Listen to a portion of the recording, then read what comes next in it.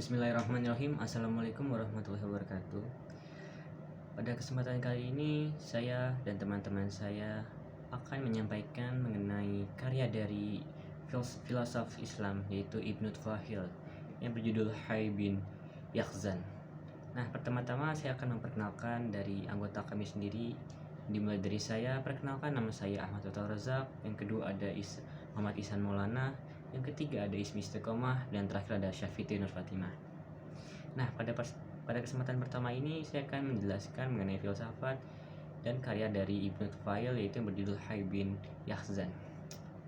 Nah, yang pertama adalah sosok cendekiawan yang andal dalam mengubah syair dan puisi maupun membuat karang-karangan yang bersifat sastrawi. Ia adalah Ibnu Tufahil. Nah, untuk nama lengkapnya adalah Abu Bakar Muhammad bin Abdul Malik bin Tufahil al-Qaisi.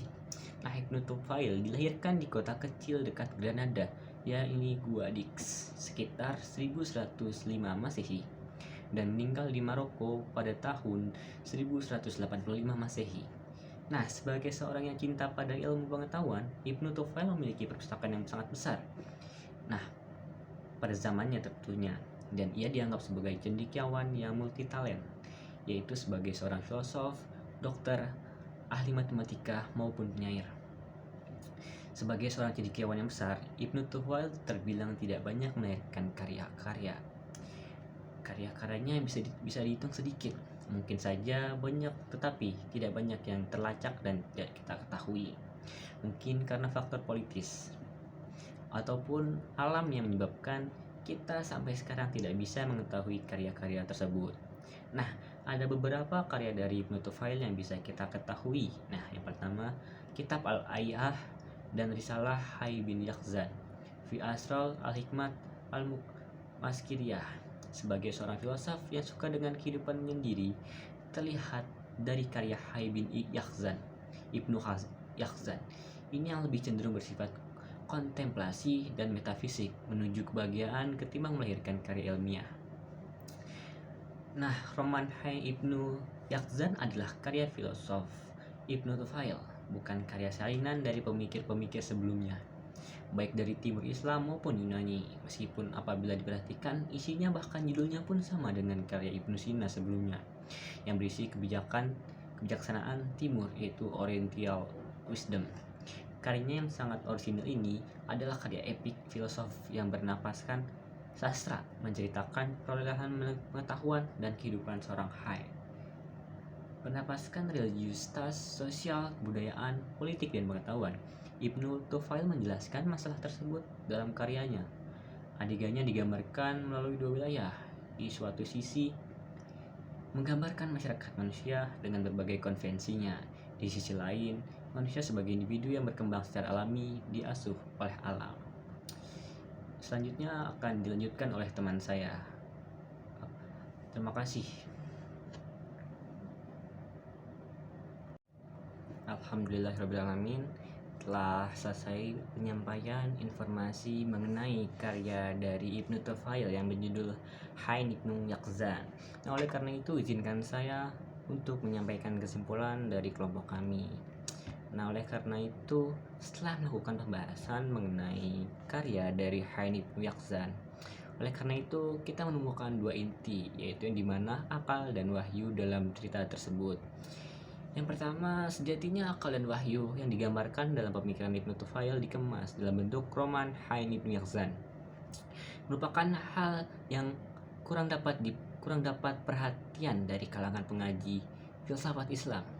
Nah, disebabkan karena apa? Karena beberapa faktor, antara lain karya yang ditinggalkan Ibnu Tufahil sangat sedikit dan susah diakses, sehingga sulit untuk memahami lebih jauh tentang hal tersebut. Nah, yang kedua, ada dari cerita Hai bin Yaqzan, pemikirannya tersirat bahwa dalam pemikiran Ibnu Tufahil jalan untuk memperoleh pengetahuan dalam ajaran agama yang diwahyukan ada dua, yaitu melalui jalan wahyu dan jalan akal. Sebelumnya, sebagaimana telah dijelaskan bahwa akal Ibnu Tufahil adalah daya manusia, daya berpikir yang dengan sendirinya mampu memahami kebenaran ataupun kesalahan. Tidak seperti filosof-filosof lainnya, Ibnu Tufahil mengkonsepsikannya secara simbolik, dalam bentuk roman filosof fiktif Han Ibnu Yaqzan yang dituangkan dalam bentuk kisah alegorik. Nah, kisahnya ini menggambarkan seorang Hai yang merupakan tokoh utama dalam kisah tersebut, yang dimana dilambangkan sebagai akal pikiran. Hai merupakan seorang anak manusia dengan akalnya dan dibarengi dengan kesucian jiwanya, bisa membedakan yang baik dan yang buruk, mampu memecahkan masalah di kehidupannya, dan bisa memahami fenomena-fenomena yang terjadi di alam, tidak hanya sebagai gejala alam biasa, tetapi jembatan pengetahuan yang akan adanya Tuhan yang telah menciptakan alam semesta. Sedangkan wahyu adalah pengetahuan Tuhan yang disampaikan kepada Nabi, kemudian diteruskan kepada umat manusia sebagai pegangan hidup. Dalam istilah Han Ibnu Yaqzan, Ibnu Tufail menggambarkan sesosok tokoh Absal dan Salaman dipandang sebagai simbol wahyu yang dapat pahami sebagai pemahaman yang berbeda. Absal adalah sambang sebagai seorang sufi, ia dipandang sebagai simbol wahyu dengan pemahaman metaforis kaum sufi, dapat mengenal Tuhannya melalui jalur agama. Samping itu, ia selalu berhasrat hendak memfarifati Tuhan dengan daya ruhaninya, sehingga ia pun merasakan kebahagiaan ruhani dari upaya itu. Absal banyak tertarik pada pengertian metaforis dari terbanyak menelusuri maknanya rohani dan agama, ya ayat ajaran agama. Sedangkan tokoh Salaman dipandang sebagai simbol wahyu yang dipahami dengan pemahaman kontekstual kalangan ulama pada umumnya. Nah, yang ketiga ada dalam kisah Han Ibnu Yaqzan, Ibnu Tufail menggambarkan keharmonisannya antara akal yang dilambangkan dengan tokoh Hai dengan wahyu yang dilambangkan dengan tokoh Abzal. Kedua bertemu pada titik yang sama, yaitu pada dataran kebenaran. Oleh karena itu, akal yang melambangkan pada Hai itu mengambangkan suatu dinamisme manusia. Melalui kisah Han Ibnu Yaqzan, Ibnu Tufail mampu memecahkan permasalahan yang timbul oleh pertentangan antara filsafat dan agama, akal dan iman, sekaligus seperti halnya Hein menyadari bahwa kebenaran memiliki dua wajah, yakni internal dan eksternal, dan bahwa kedua wajah itu sungguh belakang manusia, itu kalangan khusus untuk mampu mencapai taraf kecerdasan tertinggi, baik melalui diskursus filosofis atau pencerahan mistis, dan kalangan awam tidak mampu menyampainya. Akibatnya, representasi larilah dari kitab suci dan pemahaman harfiahnya untuk menjadi rujukan mereka, seraya senantiasa taat menjalankan perintah atau larangan tanpa banyak bertanya. Kesimpulan yang hendak diajukan oleh kami yaitu Ibnu Tufail kiranya sangat jelas, satu bahasa yang dapat dimengerti orang awam, bahasanya Indrawi dan konteks keagamaan seperti al-markah harfiah. Itu saja yang dapat kami sampaikan mengenai kesimpulan dari kelompok kami. Kurang lebihnya mohon maaf. Kami dari kelompok 11 izin undur diri. Wassalamualaikum warahmatullahi wabarakatuh. Baik, selanjutnya adalah sinopsis dari novel karya Ibnu Tufail yang berjudul Hai bin Yaqzan atau Anak Rusa yang Mencari Tuhannya. Cerita ini merupakan perluasan, penjabaran, atau setidaknya terinspirasi dari kisah Nabi Ibrahim yang mencari Tuhan. Meski ada yang mengatakan kisah Hai bin Yaqzan ini lebih terinspirasi oleh kisah Hai bin Yaqzannya Ibnu Sina atau Syekh Surahwardi. Namun, Hai Ibnu Yaqzannya Ibnu Tufail mempunyai perbedaan dengan keduanya, yakni amanat yang dimuat dalam cerita tersebut. Bahkan, cerita ini merupakan upaya mendamaikan keduanya, sebab dua filsuf tersebut bisa disebut guru bagi Ibnu Tufail. Ibnu Tufail mengisahkan kelahiran Hai bin Yaqzan dalam dua versi. Yang pertama, Hai terlahir dari rahim seorang ibu dan merupakan hasil perkawinan dari orang tua yang masih keturunan bangsawan. Namun cinta mereka tidak direstui keluarganya, kemudian menikah sembunyi-sembunyi. Saat Hai lahir, karena takut diketahui keluarganya, maka ia dilarung ke lautan dan akhirnya terdampar di pulau yang tak dihuni oleh manusia, melainkan bangsa hewan. Hai kecil sampai dewasa diasuh oleh induk rusa. Rusa inilah yang berperan sebagai orang tua Hai. Versi kedua yaitu Hai lahir bukan dari rahim manusia, melainkan hasil pertumbuhan alam yang berasal dari segumpal tanah yang meragi atau iktimar al-tinah di perut bumi di Pulau Al-Wakwak. Tanah yang bergelembung itu terdiri atas dua bagian yang dipisahkan oleh selaput yang sangat tipis dan berisi sebuah zat udara yang sangat halus sebagai tempat bersemayamnya ruh Tuhan. Dari gelembung itu tercipta sebuah embrio yang mengalami perkembangan dan berevolusi menjadi seorang bayi yang kemudian diasuh oleh seorang rusa. Hai bin Yakzan ini tumbuh dan berkembang dalam 7 fase. Yang fase pertama adalah kala Hai disusui dan diasuh oleh rusa selama 7 tahun. Dalam fase ini Hai belajar menirukan suara-suara binatang serta belajar menutup aurat. Ia menggunakan tongkat untuk membela diri. Kemudian fase kedua dimulai setelah ibunya atau rusa meninggal.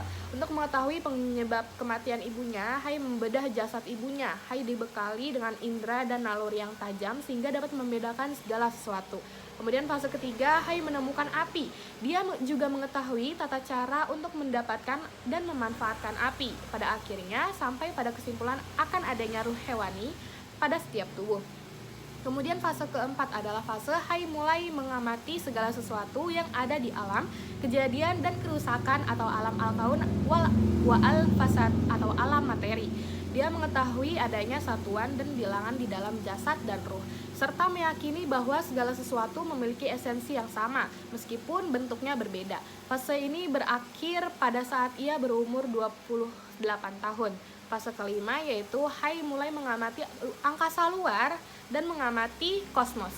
Hingga akhirnya ia berkesimpulan bahwa semua itu adalah benda yang pada saatnya akan berakhir pada lingkaran kosmos. Perenungan ini mengantarkannya pada pengetahuan tentang kekekalan dan kebaruan alam semesta. Kemudian fase keenam, Hai menemukan bahwa jiwa mempunyai karakter yang berbeda dengan jasad. Jiwa mempunyai kecenderungan senantiasa rindu pada sang kholik, dan kebahagiaan jiwa terletak pada saat ia mampu menyaksikan atau musyahadah sang kholik. Inilah fase pengetahuan tentang puncak kebahagiaan. Fase ketujuh dimulai sejak Hai meyakini bahwa kebahagiaan terletak pada kemampuannya menyaksikan sang kholik secara terus-menerus tenggelam dalam esensi ketuhanan atau fana. Hai karena terinspirasi oleh benda-benda langit yang bercahaya, maka memutuskan untuk membersihkan diri dan tenggelam dalam berpikir tentang sang Khalik, sekaligus melepaskan diri dari segala yang dapat dirasa atau al-masusat. Risalah Hai bin Yakzan ini setidaknya mempunyai dua aspek yang hendak disampaikan oleh penulis atau Ibnu Tufel. Pertama, fisika ke metafisika. Ini jelas dari penggambaran Hai sebagai manusia yang selalu mengamati sekitarnya, kemudian merenungkan dan merumuskannya. Namun penjelajahan Hai tidak terhenti hanya sebatas pada perumusan matematis atau sains, tetapi Hai meneruskan pada tahap metafisika atau menauhidkan atau menghijrahkan materi menuju dimensi cahaya. Kemudian pengetahuan Hai ini tentang pluralitas yang pada dasarnya merupakan satu kesatuan substansi dalam keragaman aksidensi, telah membawanya pada kesimpulan adanya sebab pertama atau al-ilah al-ula yang merupakan pangkal segala sebab. Semua yang ada di alam semesta ini bersumber dari sebab yang satu. Pencipta merupakan sebab bagi adanya alam semesta. Oleh karena itu, alam semesta secara esensi atau bil azat ada setelah sebab itu ada, meskipun tidak dalam dimensi waktu. Hal ini meniscayakan kekadiman alam ditinjau dari segi waktu. Akan tetapi alam itu baru jika dilihat dari adanya alam yang muncul setelah adanya sebab yang wajib ada, yakni Allah. Aspek kedua yaitu yakni tasawuf. Dalam perjalanan spiritual, Hai mendapat 3 tahap penyucian jiwa, yakni melalui peniruan siklus alam semesta. Yang pertama, peniruan terhadap perilaku binatang. Peniruan ini hanya bertujuan untuk memenuhi kebutuhan jasmani semata dan tidak mengantarkannya pada penyaksian zat Tuhan.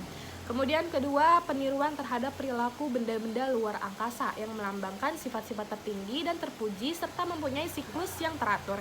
Peniruan ini dapat mengantarkan pada derajat musyahadah al-haq meskipun masih diliputi oleh noda.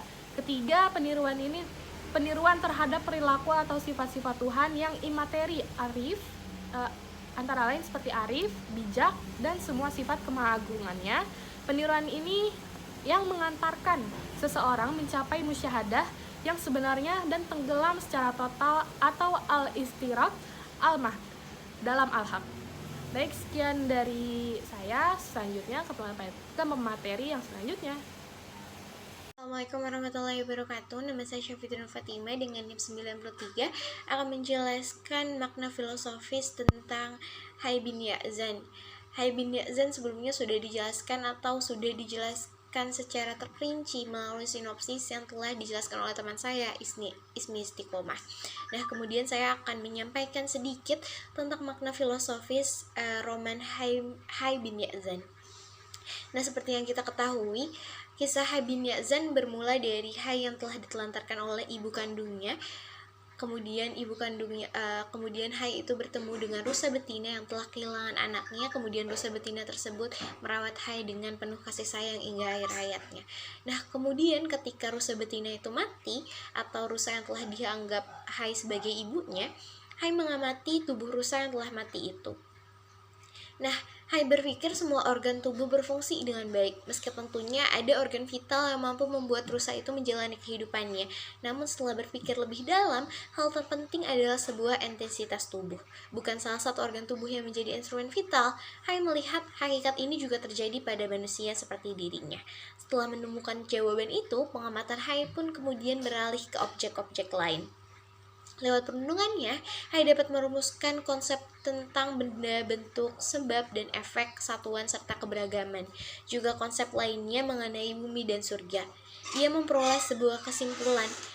Yang penting, semuanya diciptakan oleh pemilik eksistensi, dan mestinya selalu berhubungan dengan pemilik eksistensi tersebut, yaitu Tuhan. Kita juga bisa mengetahui kisah Hai dengan Apsal atau temannya. Nah, dari pengalamannya, Hai dengan Apsal, Hai itu menemukan dua fakta ontologis yang penting.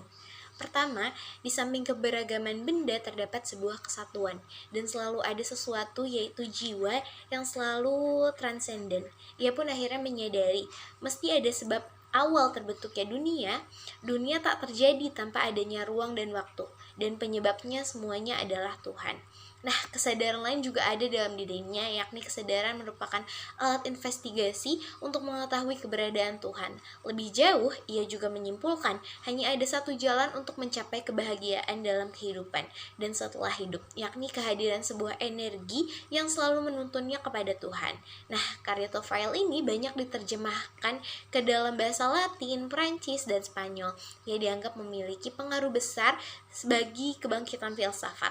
Ia ditempatkan sebagai filsuf kedua yang memiliki pengaruh besar di dunia barat setelah Ibnu Bajjah. Oke, dari aku sekian. Terima kasih dan mungkin akan dilanjutkan dengan teman saya. Pada kesempatan kali ini saya akan membahas tentang personifikasi tokoh-tokoh yang berperan di Hai bin Ya'zan. Jadi secara ringkas karya ini berkisah tentang seorang anak yang tumbuh tanpa ayah dan ibu di sebuah pulau tak berpenghuni. Anak tersebut disebut oleh Ibnu Tufail sebagai Hai bin Ibnu Ya'zan.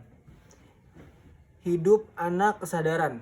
Tokoh Hai hidup terpencil dan bisa mempertahankan keberlangsungan hidupnya hanya karena dengan menggunakan akal dan panca indera. Hai digambarkan sebagai sosok manusia alam yang tak pernah mengenali orang tuanya. Tetapi alam telah memberinya seekor kijang yang mengasuh dan memberinya makan. Setelah dewasa, dia menggunakan pandangannya terhadap perkara yang ada di sekelilingnya. Di sini dia mulai memahami tentang kejadian, pengalaman, dan rahasia perubahan yang terjadi di sekelilingnya. Sehingga ia tahu bahwa di balik alam ini terdapat sebab-sebab tersembunyi yang menciptakan dan membentuk alam raya dan dirinya. Hai Ibnu Ya'zan selalu membahas dan menganalisa sesuatu perkara secara sendiri melalui akalnya. Sehingga ia mampu mengetahui bahwa kebahagiaan dan kesengsaraan manusia itu bergantung kepada Allah Subhanahu wa Ta'ala. Ia kemudian dikenalkan dengan nama Allah sebagai yang maha segalanya. Setelah bertemu dengan asal tokoh fiktif yang berperan sebagai pendakwah atau dai yang membawa kebenaran agama, dengan melalui lika-liku perdebatan yang kritis dan dialogis, Hai menerima pandangan-pandangan agama yang disampaikan asal. Hai mengakui adanya kesamaan tentang Allah sebagai Tuhan yang menciptakan alam semesta raya dengan sang realitas yang berada di balik alam raya yang diakuinya sebagai Tuhan. Dengan karakter tokoh Hai itu, Ibnu Tufail berhasil membuat uraian yang menarik sekaligus membantu memahami pemikiran-pemikirannya.